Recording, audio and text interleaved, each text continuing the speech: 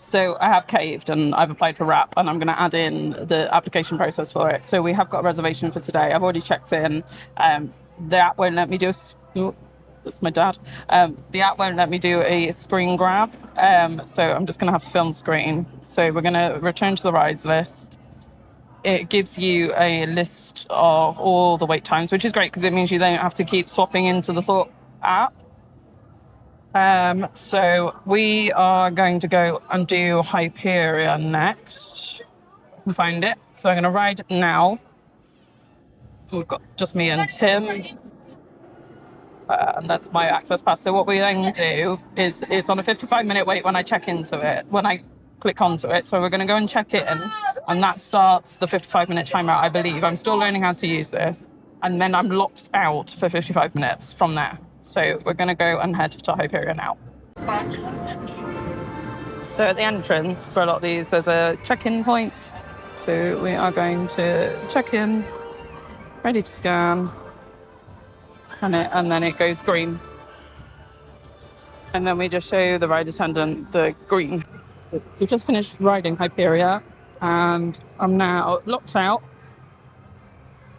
until the end of the ride time, the queue time.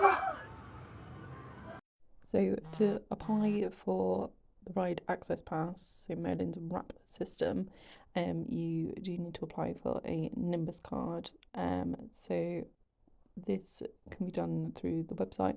Would recommend doing it on a computer rather than a phone. It wouldn't submit my application on my phone. I tried quite a few times, so I did have to submit it on a computer. So the website is accesscard.online. You do need to provide some information, so you need to provide some evidence. So I just supplied my assessments, so my ADHD and my autism assessments.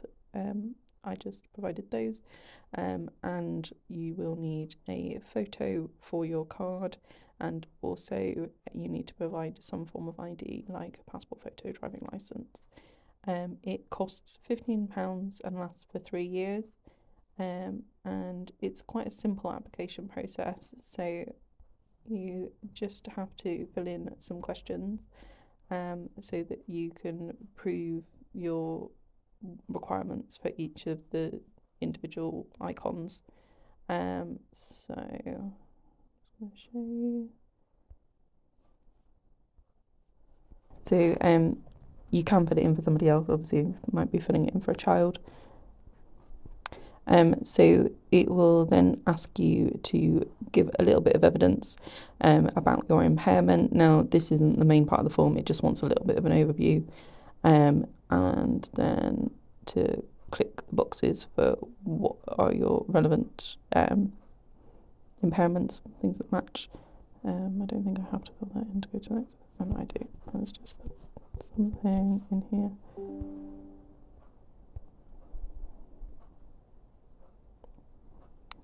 Then if you're going to be using it soon, you can click this box. I had an email to say mine was approved within 3 days with my card number, which meant that I could then put it straight onto RAP. It took about 10 days, 2 weeks for the physical card to arrive through the post. So first symbol is difficulty with crowd, so this is the one I have got. So they have changed it recently. It used to be a standing and queuing, but now it's more about the crowds. So you either choose, I do not have this access requirement, or I would like to be considered, and it's the same for each one. So then you explain why it's a barrier and why you feel like you would need this symbol. So I'm just going to click no just so we can go to the next one. Then there's one for difficulty with standing, level access, walking distances, toilet access. I have actually got this one because I do struggle with knowing when I need to go until the very last moment. So that's why I've got this one. It's not necessarily that I need a disabled toilet, it just might be that like I need to leave a line to be able to go to the toilet. Essential companions. This one they do want a lot more evidence for, because it does mean that you would get quite often a free carer's ticket. So they obviously don't want people taking advantage of that. Accessing visual information, accessing audible information, and then they've got one for anything else as well. I don't know if it's actually going to let me do anything because I haven't selected anything. So yeah, you fill all that in, and then hang on, let me go back and just put. Obviously, you need to write more than this, so this is just so that I can get through to the last screen. Yeah, so then you upload your evidence documents. There's some information about the sort of things that you can use. As I said, I just used my assessments for my autism and my ADHD. And then you need so this one's to upload your evidence, then a copy of your photo ID, so like a passport, driving license, and then a picture of your face to go on your card. And then the next page, it won't let me go through because I need to upload these documents, but the next page is then for your payment. So if you don't get approved, then you will get refunded. But otherwise, within 3 days, I got my number for my access card. So because I can't do a screen grab with the Merlin Ride Access Pass, I'm going to have to film my phone. And I'm using my cat as a bit of a balance, but there we go. So this is the Ride Access Pass app, and it looks a bit like this. And then what we want to do is we want to register. So this is where you put in your access ID number and your details. I'll just fill that in a second.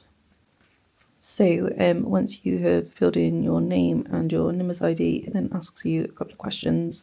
So these are about evacuating rides, so whether you need assistance for these. And then we're going to validate it. And now we're all set up. And then what you need to do is you need to book your access to the parks. So for each one, there needs to be availability. So my pass is validated. We want to go to the home page. So we've got these reservations at the moment. So if we were to, let's just have a look at Alton Towers. So you then choose, you can have up to 3 people riding with you. So normally it's just me and Tim.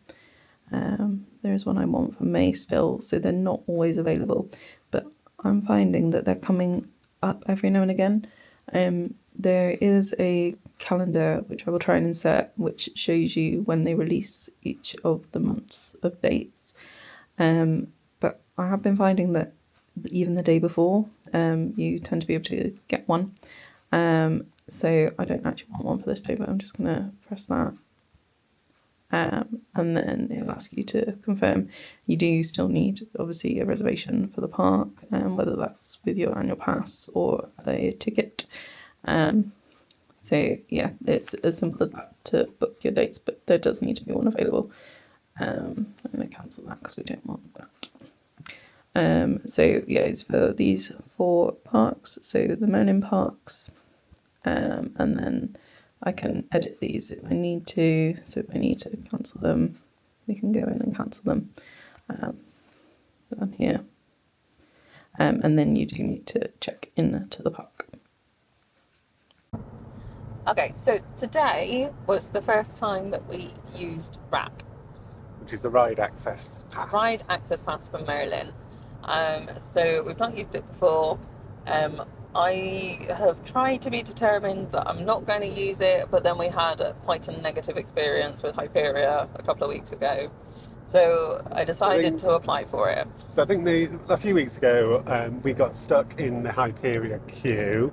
We did decide to stay in the Hyperia queue after it went down for about half an hour.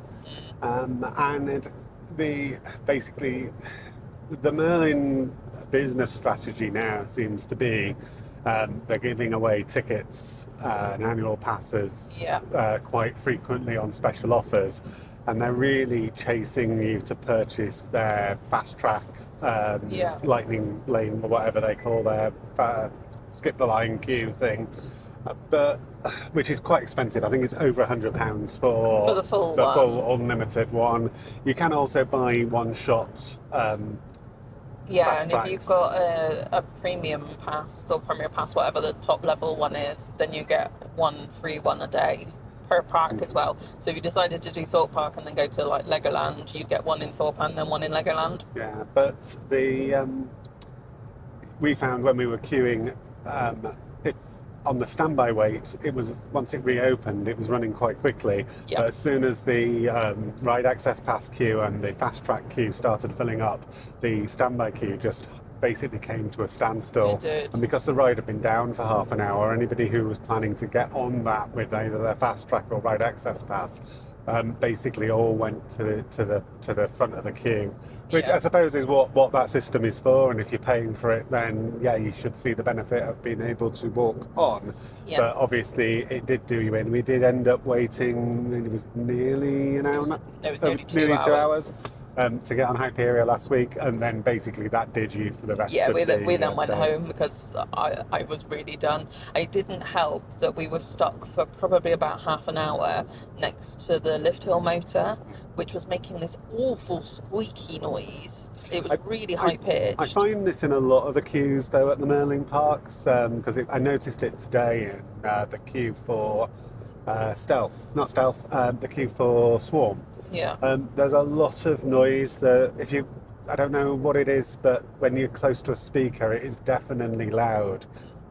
Whereas we've been to other theme parks, It's a lot more subtle, isn't it? and the music's a lot more subtle. So I don't know if they just don't have as many speakers, and for the music to cover the area, they have to turn it up. But that means when you're close to a speaker, it is actually really loud, which Yeah. is, I find that quite irritating. So anybody with sort of more needs will obviously that can make and impact your experience on it. The other thing is they're constantly making a lot of announcements, like trying to tell people what the queue time is, which is really good. However, it's again more noise, more and it's just I think that sort of thing detriments from the experience. Yeah. Of the ride and intimidates people who are in a queue for a long time. Yeah, but anyway, wrap. Wrap. So, I think I said in the last video that I'd never applied for one of these before. I remembered after I'd said that, we did actually apply for DAS, so the Disney Access Service, or I think that's what it stands for, last year. The Disability Access Service. Disability Access Service at Disney. So that one is for Disneyland in California and Walt Disney World. And I'm going to talk about that separately in a different video because I think it is actually sexist. But I'll talk about that another time. There's currently actually a legal case against DAS at the moment. Yeah, they made some significant changes to it about a year ago, maybe Yeah. 18 months ago, and I think that's coming in. Somebody who used to get it on the previous scheme but now no longer gets it is doing some legal challenge. But we'll talk about DAS another time. So the Ride Access Pass is essentially, and I think not Alton Towers, I think Merlin described it as this as well, it's a reverse virtual queue. So the way that it works is you choose your ride, there's a QR code for most of them. There wasn't for Swarm, there was just a guy holding a piece of paper at Swarm. For most of them, there's a QR code where you go into the queue, into the wrap queue, that you scan, which then starts off the timer at whatever time the main queue ride is on. the main standby queue. So if the standby queue is on 45 minutes, as soon as you scan in on that, your timer starts at 45 minutes. You then get a green screen which you show to the ride attendant and at the merge point, and then you join the queue. I think we positively advantaged from it too much. Yeah, I would agree with it. I think the fact that you've got basically immediate access to the ride gave you an advantage over somebody who was in just the standby queue. Yes. And that's not what I was expecting it to be. I thought, and it was only yesterday when I was reading about it, I thought it was a virtual queue. So I thought you had to go and scan into the ride, get a time, and then come back later. Yeah. Which is essentially what you need. So you Yes. basically are quite happy to wait for the ride because we've not paid for this service. We're not expecting expedited entry. No. But we just want to be able to queue, if there's a longer queue, without being in the physical queue, without being in that crowd and being next to the motor that's making lots Yeah. of noise. And yeah, it just, because things like we went on Hyperia and then went and had lunch, and then by the time we finished lunch we could then check into another ride. Yeah. Which, I mean, most people are going to go and have lunch at some point. They're not queuing in a ride at that point, are they? Yeah. It just meant you were able to, I mean, even if it was a virtual queue where you could request basically a return time equal to whatever the current standby wait time is, Yeah. you could still take advantage of that and go and do something else. You could, but I think you can take more of an advantage and benefit more by this reverse virtual queue. I don't think it's the right way to do it. I also think that, so it's available basically all the time, even if the wait queue is not really unsustainable. Or Yeah. So we did it for rides that had a 10-minute wait. Yeah. Which, to be honest, by the time you've ridden the ride, that time's elapsed anyway. So we are gaining an advantage there from everybody who was in standby. And that's, I mean, it's just the whole point of the access scheme is just to avoid you being in situations that sort of make you anxious and make you uncomfortable and you struggle with. Yeah.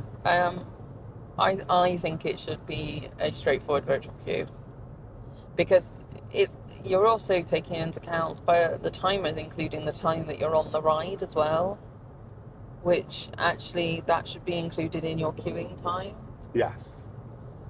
So It's I difficult. feel like I was using it today to try it out, and because it was busy.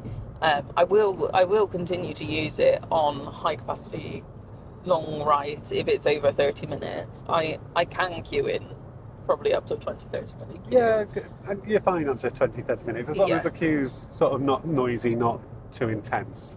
And actually, some attractions, the queue is part of the ride. Oh yeah, particularly at Disney. There's something like Hex at Alton Towers. Mm. The queue is part of the ride, so if it's not too bad, then you don't want to skip some of that experience either. No. But yeah, I just felt that it's gaining some sort of an advantage. And then going back to our situation that we had on the previous day, when we had the wait for the ride for Hyperia to come back up, then because it's immediate access, as soon as it comes back up, you had a flurry of people going straight in rather than scanning in and then having to wait to clear the people who had already been in the queue and who had stayed in the queue whilst the ride was down. Those people who just scanned straight in managed to bypass that, which I think is a little bit unfair on those people who have waited in that queue for a significant amount of time. Yeah. I mean, Merlin tried to make some changes a couple of months ago now. So to be able to get the Merlin pass, you need a Nimbus pass, and then there's symbols on your Nimbus pass which say what you're entitled to. So mine says about, I can't remember what the exact wording is, but it's about crowds.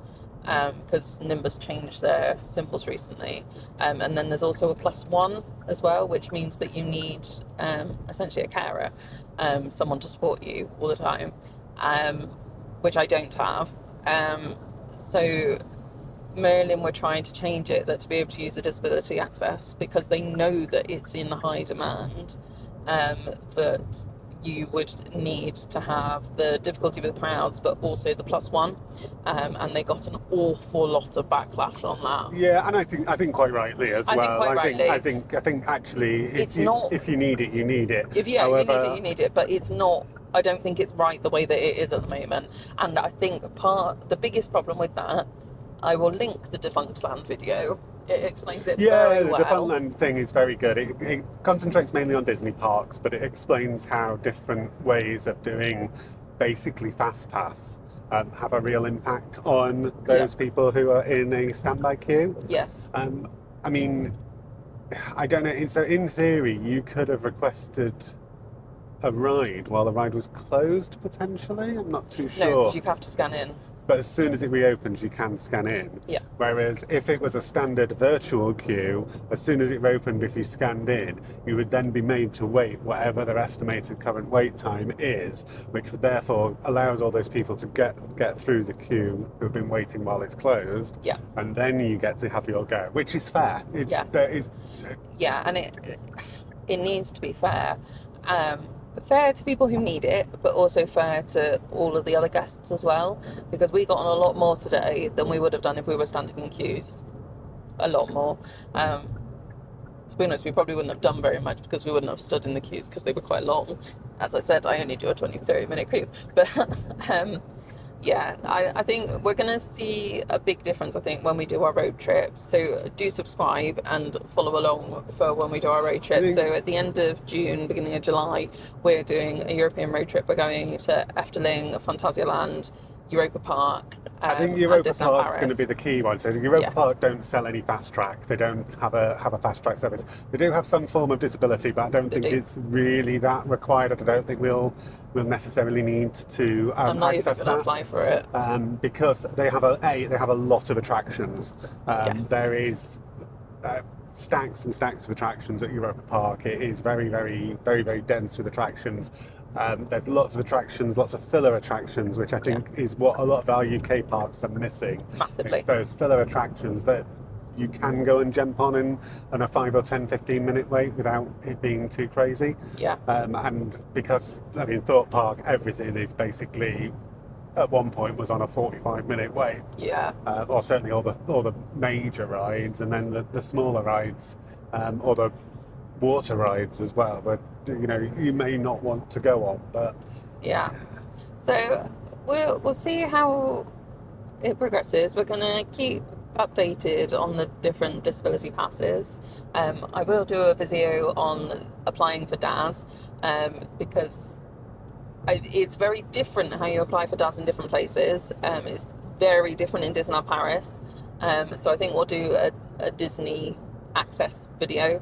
But yeah, I will try it again.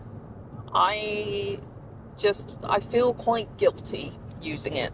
yeah, and I think it's as I say, at the moment, I feel that it gives you very much an advantage over those guests who are in standby. It does. But we are where we are. Yeah. And we had a great day today. We did get on. And we wouldn't have had such a good day if we didn't have RAP, because I would not have been able to stand in those queues. You certainly wouldn't have done Hyperion twice. You might have not done it at all. I wouldn't have done it at all. It was on more than an hour all day. It was on more than an hour for most of it. And I think the majority of the day, Nemesis was on more than an hour as well. It was up and down Nemesis today. I think it kept going down. Yeah, I think I'm having some issues with it. But. So yeah, we got on things that we wouldn't have got on without it. I do feel like I need something when the ride times are that long. However, I do feel like it needs reform. I think it needs to be still fairer. It's not fair to those that are in standby at the moment. No.